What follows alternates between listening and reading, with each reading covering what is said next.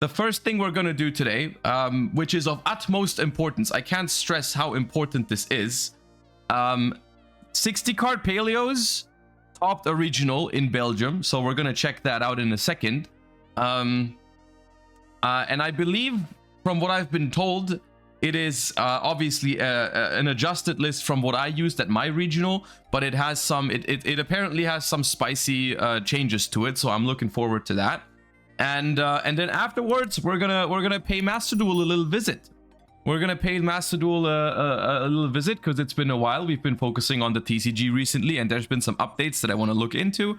And then we're just gonna get as many games in as we can before I have to go. That is the plan for today. I think it's a good plan. So let us begin. Oh yeah, Yuri is in chat. What is up? What is up, fellow trap deck enjoyer? All right. So let's hop right in. Into Yuri's top 4 regional 60 card Paleozoic deck. So I am hyped because he piloted even to a top finish in a regional. It was a smaller regional. I don't know how big 60 oh no, 60 card, not 60 players. I don't know how big the regional was, but let's check it out. Hi, my name is Yuri Lansman. I just got back from a regional in Belgium, West Enden, where I topped the fourth with Paleozoic. James, or Hakuna Matata, he just messaged me if I could do a deck profile for you guys. Sorry for the shitty quality, I'm not a YouTuber, but it's alright. So, here it comes. Paleozoic, 6 cards. So, play 3 backjack. Yeah, the boy. It's more consistent, of course, and the quick effects makes you last a grind game more. The attack of the day was Soldier Dragons. Ooh. I know. Wait. I've seen that card before, but I also have no idea what it does.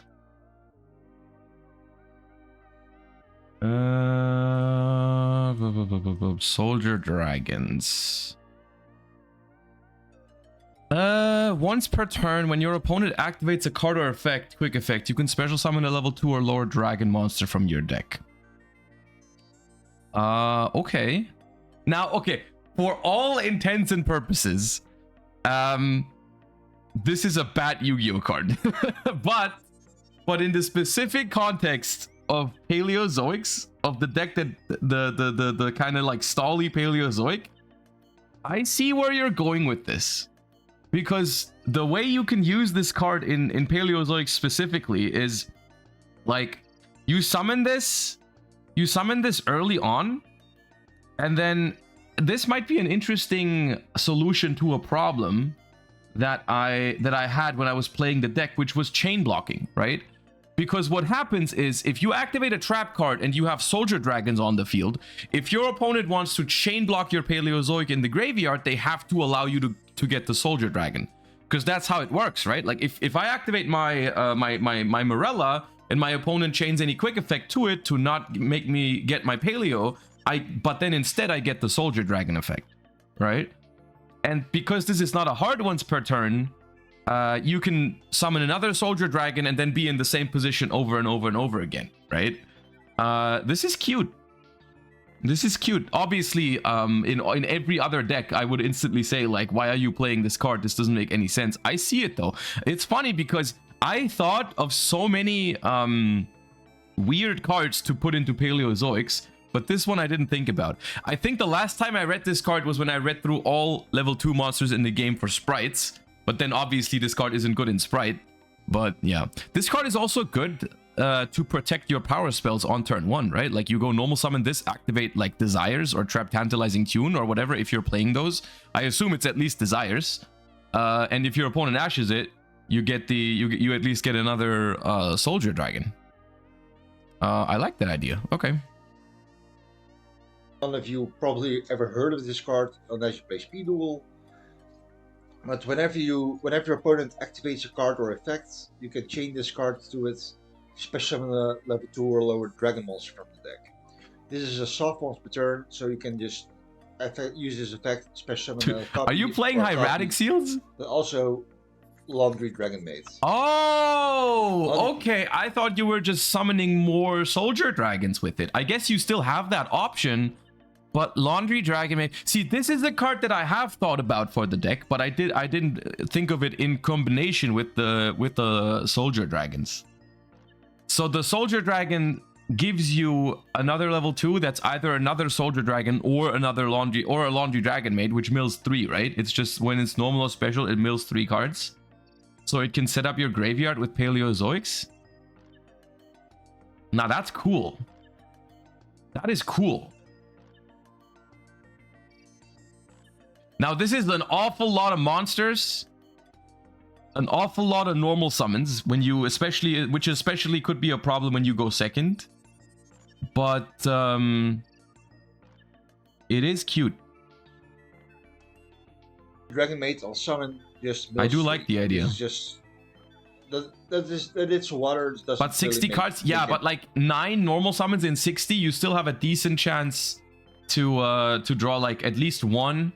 Which I guess drawing 1 of those is perfect. Drawing 2 is really awkward, right? That's the problem because you already play a very slow deck that has to invest a lot of cards to even get going. And so drawing even 1 or 2 dead cards in your opening hand can be very, very detrimental. Especially when like you also have Backjack as well, which you kind of want to normal summon when you go second and turn it into a Typhon or an Anima or whatever. Morganite can help with the second normal summon, yeah, if that's still in the deck. Once again, I don't consider Morganite like a complete staple for this deck. I think there could be other ways to approach it. But yeah.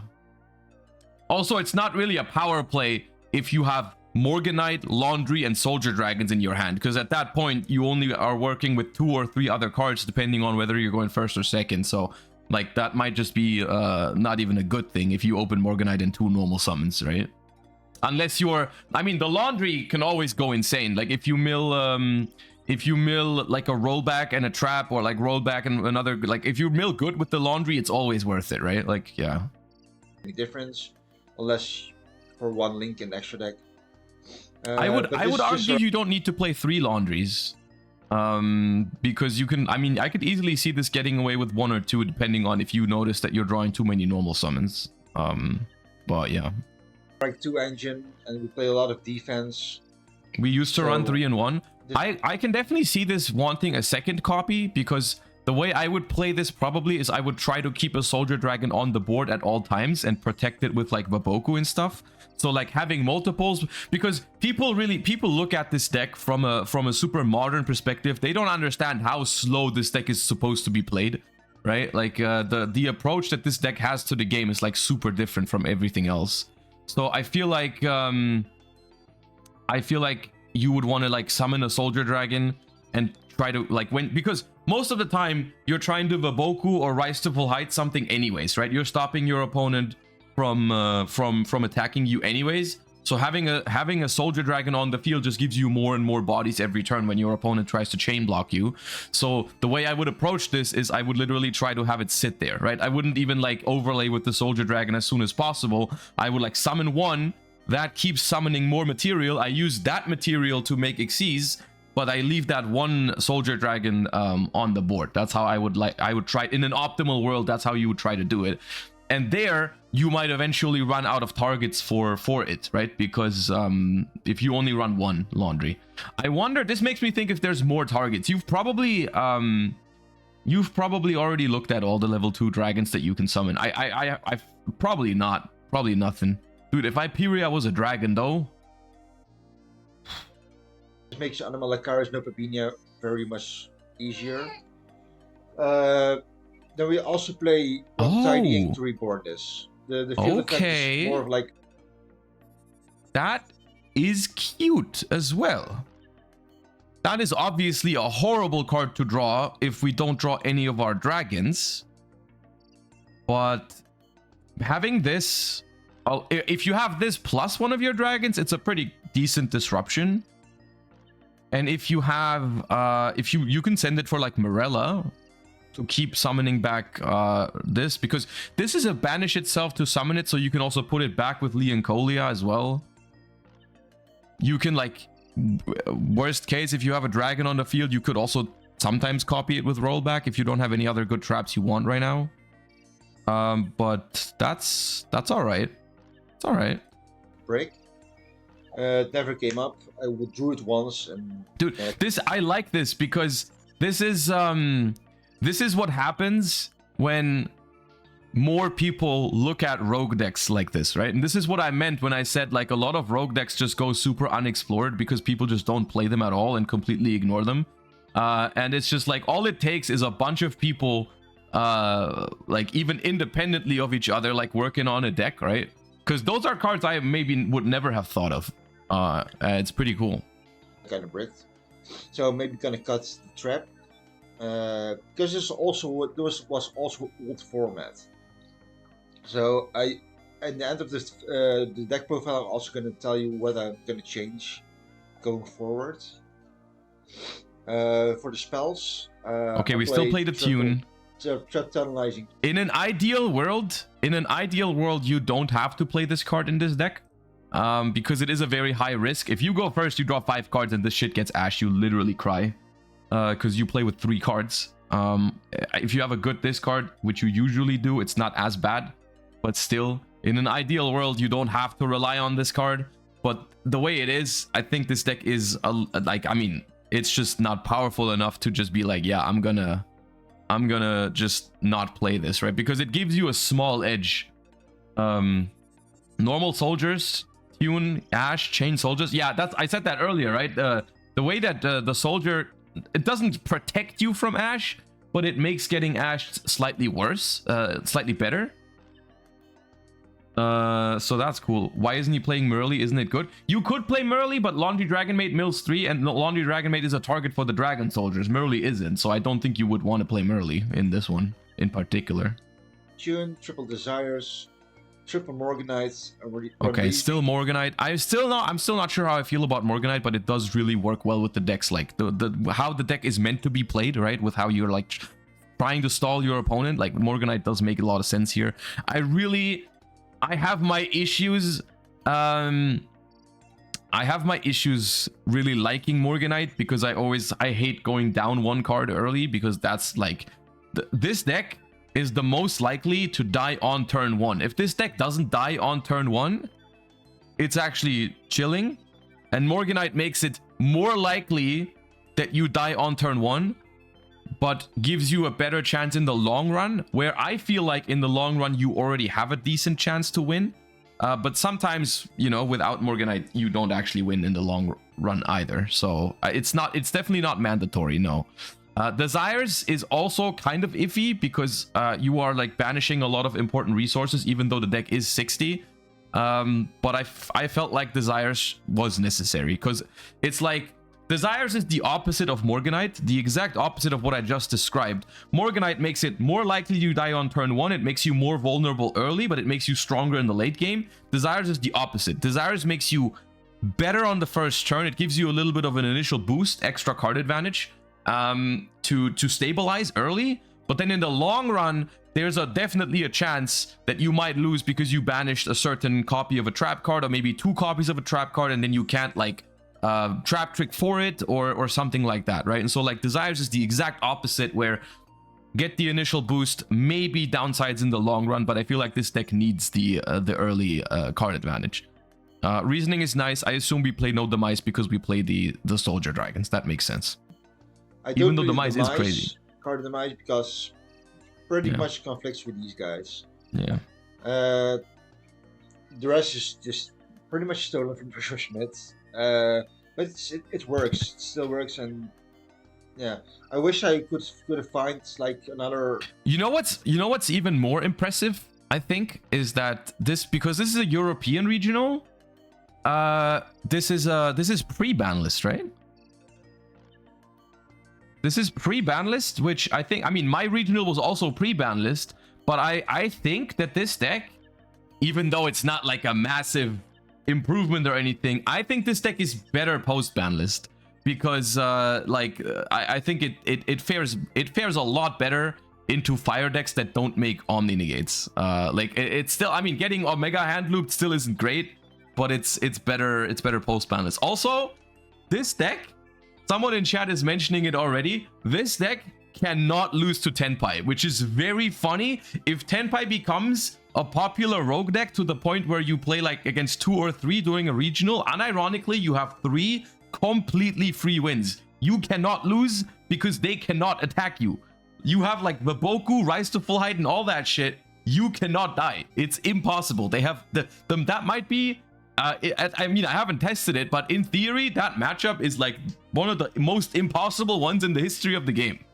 Like, I don't even know what Tenpai can do against this deck. I'm gonna be honest with you, because you also don't really care about any of the floodgates that they play. Like, you have outs to everything, and all that. Like, it's you don't care about rivalry. You don't care about Gozen. I don't know what they can do. They would need like but the thing is, even Lightning Storm, like if you know it's Tenpai, because maybe they made you start or it's post side, it's super easy to commit like the minimum to the board just so you can't die. Like you just like go set a Vaboku, set another trap, whatever. Like you can take it slow, and they can never kill you. And Lightning Storm, honestly, against a deck where everything is chainable, it's not even that bad. Card like Reasoning, yeah, of course, Monster Gate doesn't do the trick, but the traps, of course, you gotta play the Paleozoic and a Paleozoic deck. Morella and the Ancoilia being the best ones. Canadia is a Book of Moon and an interruption. Dynamisk is an interruption, and Olonoid is an interruption. I like Olonoid in this format, and also upcoming format. So I was actually even debating with my friends on playing Dust Tornado. Dust Tornado? Dude, that's crazy. That's some boomer talk right there. Even though, I mean, I did put Vaboku in this deck, so fair enough. But I think Dust Tornado is a stretch. First rollback, game 1 and maybe game 2, this is like the best card in your deck, even though it's a hard deck to draw. But you want to get this in the graveyard as soon as possible. Other cards are Needlebug Nest and Trap Trick for consistency. This is your best transactional rollback target because it also gives you a body. Somebody tell Blood about Heavy Storm Duster. That I didn't even think of that. There's like a power crept version of Dust Tornado. That's true. And also in the graveyard, if you copy it in the graveyard, you don't have the restriction of only summoning once. Only activate one trap. dude, cat, stop! Dragon Soldiers into Ringo Worm, into Cupid Pitch, into Ringo from Graveyard, Synchro, whatever gets Colossus. No! Don't turn this deck into that. Leave this deck out of that discussion, okay? This deck doesn't do that. We don't do that here. Take that somewhere else. Stop right now. Turn. Feed Briefing with the Backjack. This is also consistency and also an interruption. So this is best of both worlds. Triple Waboku for defense, Rise to Full Height for defense. Let's go. Karma Cannon for defense and interruption. Let's go. These were like the best cards, of course. Rise to Full Height was a little bit mad today, but you gotta play it. Like the card is amazing. Dude, Rise to Full Height is a little awkward. I agree. You have to play it because it's also such a good mill and Ascend for Morella. But the fact that, like, the most awkward thing about Rise to Full Height is that it lets your opponent attack one monster, which is sometimes a very big deal, that they get to take out that one Paleo, or, like, make a Zeus because they are allowed to attack that one monster instead of just, like, not being able to attack. That can sometimes be awkward. And another thing is, like, the banning of Linkuriboh makes Rise to Full Height also a little bit worse, because with Linkuriboh, what you could do is you could target the Linkuriboh with Rise to Full Height, and when they tried to attack it, you could just use the Linkuriboh, and that was like kind of, irrelevant. But yeah. Mad today, but you gotta play it. Like the card is amazing. Maboku was like MVP. I want to play 60 today, so I played because of the dragon. Oh right, I didn't even play 60. What did I play? I played 57 for consistency or something like that. Or 54, I don't remember. So I played IDP, but this was the most terrible card of the deck today. For consistency was a joke, by the way, before anyone gets mad about that. Today, so I'm not gonna run this anymore. Two-dimensional barrier. This was more of like a local pick, not local pick, but I expect like voiceless voice, branded a lot. And Okay. yeah, this came up a lot. I might. Thank you for the 2 months. I might try Ascent at some point.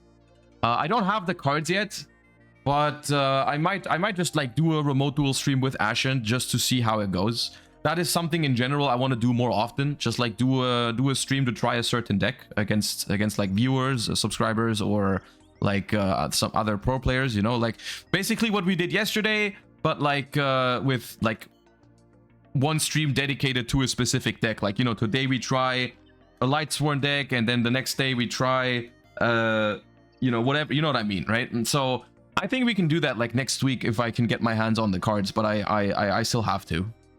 I haven't gotten around to doing that yet. I mean, the cards aren't even out yet, but like you could theoretically get it from people who attended the pre-release, but that's a lot of work, so I haven't done that. For the extra deck, we play triple Opabinia. This is the most important one. The third one never comes up, or rarely comes up. So maybe I'm gonna cut to one of this, but I don't think so. I like it to have the option. To the Animal Acaris, this is like your +1, your destruction. This back in the day. The more I played this deck, unironically, the more I played this deck, the more I realized Animalacars is the real boss monster now. Opabinia was the most important one back in the day because you would go like Opabinia and then Toad, and that was solid. Nowadays, dude, Animalacars is the shit. Animalacars is how this deck wins. You just try to make an Animalacars and protect it with Waboku for your life. Because then you just like get multiple cards every turn. This is basically, and this is why I think it might be possible to play this deck without Morganite, because this is basically a Paleozoic Morganite, because it draws you an extra card, essentially an extra trap every turn. Not even only your turn, but also your opponent's. Like the fact that it also destroys 3 cards as a quick effect is nice and all, but if you protect this thing, you basically get 3 cards every turn. Because you draw 1 for turn, you get a trap on your turn, you get a trap on your opponent's turn, assuming you don't hit a spell or a monster, which you have to like adjust the ratios to make sure that almost always happens. But it basically makes it so you get 3 cards every turn. If you it's Runic Fountain, thank you. Finally someone says it, so I don't have to. This was your win more card, but at this point you can make it so much easier with the dragon, soldier dragons, the laundry dragon mate. This card is just bonkers. You play 1 Toad, but now this is your win more card. It really doesn't come up that much. This I'm gonna cut for, I think, Centaurea, because the cover from it, because I thought is Laundry Dragon Maid once per turn? I assume it is, because I think Laundry like Dragon Maids are old enough or new enough to where that that would be on it. It is once per turn. Okay, yeah, that makes... I mean, you're not playing Hyperia, which makes the Gigantic Sprite a lot worse. It does make it so you can set up, like, the Dragon Soldiers if you don't draw them. Sometimes. I could see that being good. Like, you can, like, if you have, like... Maybe you have Laundry Dragon Maid and a bunch of Paleos, but you don't have 3, so you can't get into Animalacars. You have a choice between I make Opabinia if I want a trap card, or I make Gigantic if I want Soldier Dragons. So I could definitely see the Gigantic Sprite still coming up. I don't know if I would cut it, but... My friends who also play Paleozoic. Runic Paleo possible? Those 2 decks have like barely any synergies, unironically. Otherwise, you know I would have. You know I would if it was possible, but I don't think it is. It doesn't make sense. No, we need a generic rank 2 that just walks over SP Little Knight. SP Little Knight is not a use problem, but can chain block you very easily. So this is going to be like okay, fair enough. Sky Cavalry Centaurea, or maybe like Mosquito or something. Down Earth, double Zeus. Zeus is like amazing. This was the MVP. But Zeus, unironically, sometimes I needed a third. Sometimes. Did you ever need a third, Yuri? I needed a third sometimes. because I ran out, dude. It definitely can happen.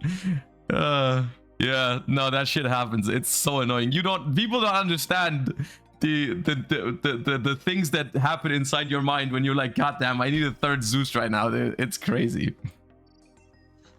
The only cards that's not legal anymore for the new format is Link Rebo. But yeah, This just becomes anima. Is just gonna be replaced with anima, so easy. And then play camera. I needed a Zeus to slap on my other Zeus. Nah, this deck goes crazy. This deck does crazy things. This card is actually the spice of the tournament, because with Camera Raster we do the line to Core Anemone to Zilantis. Oh! And because you made Zilantis with Core Anemone, you are waterlocked. You cannot summon anything more than water. So. Okay, so this is your third Zeus. This is your third Zeus. I also didn't think of that. So you just like let your opponent make a board, then you Karma Cannon it, and then you go Cambro Raster into Anemone, revive Cambro Raster, make Zelantis, and it's gone? I did this almost... No, I see that. I understand. That makes a lot of sense. This is what I would always try to Zeus people, but this also just works. Right? So does this mean they all stay banished as well, right?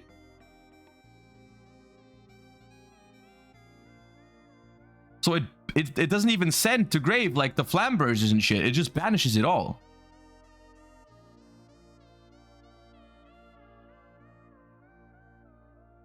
Nah, that's crazy technology. I love that.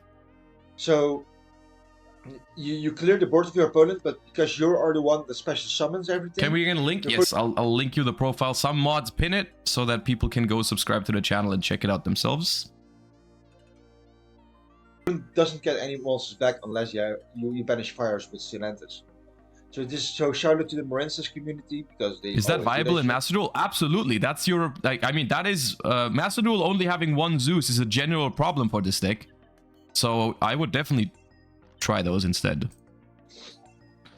So, in Master Duel, I've been filling my extra deck with stuff because of Fairy Tail Snow, right? I've been playing Fairy Tail Snow with like the Magistus thing, link 1 to link it off, into like I play Lina and I play Celine and I play Zeroboros. But now that I've seen that, I might want to change that around.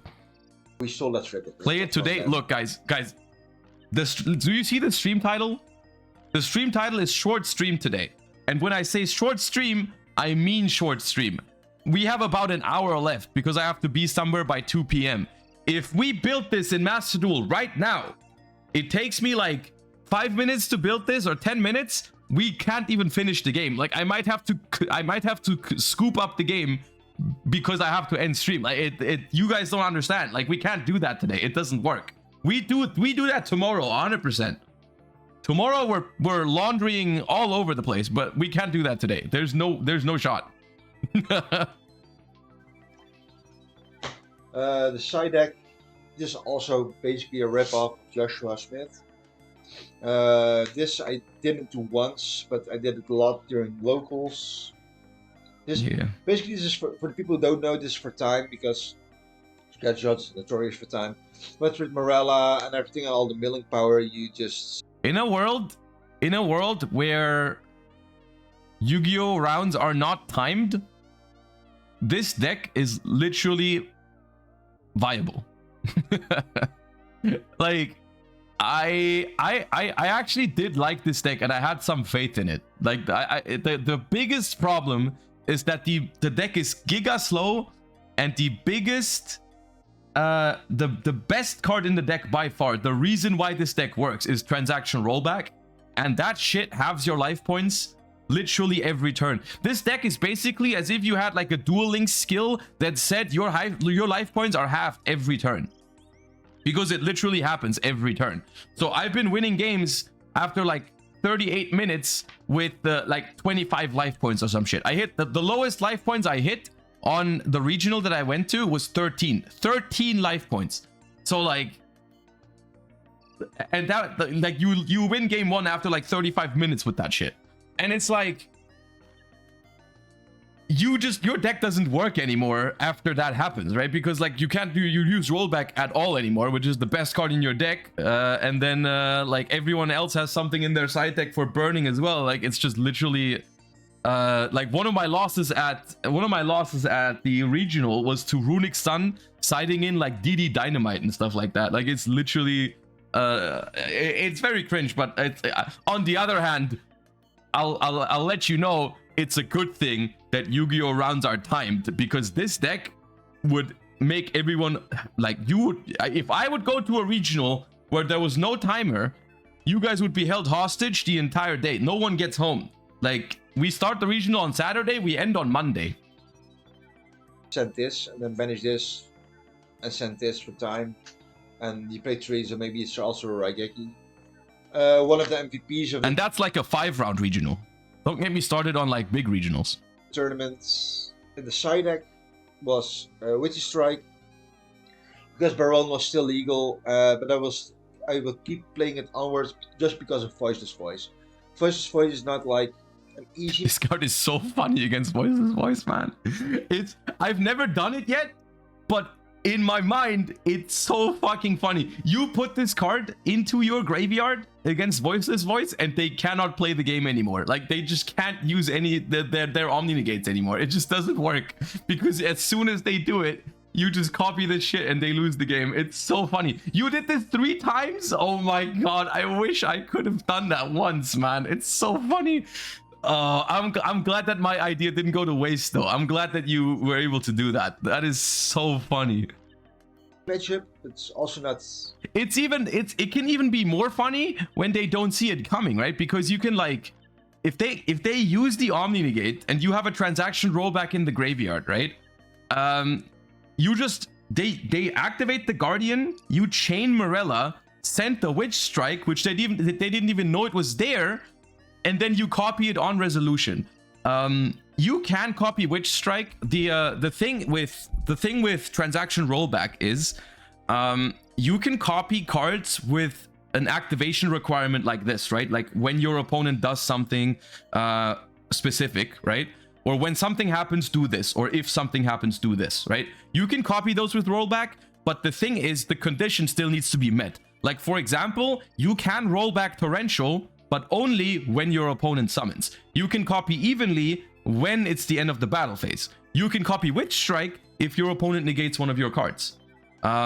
So like as soon as you have rollback and Witch Strike in the graveyard or other ways to set it up, you can just, your opponent can never use an Omni Negate anymore. Because like unless they want to just unless they have a wish of losing the game on the spot, right? Yeah. It's very funny.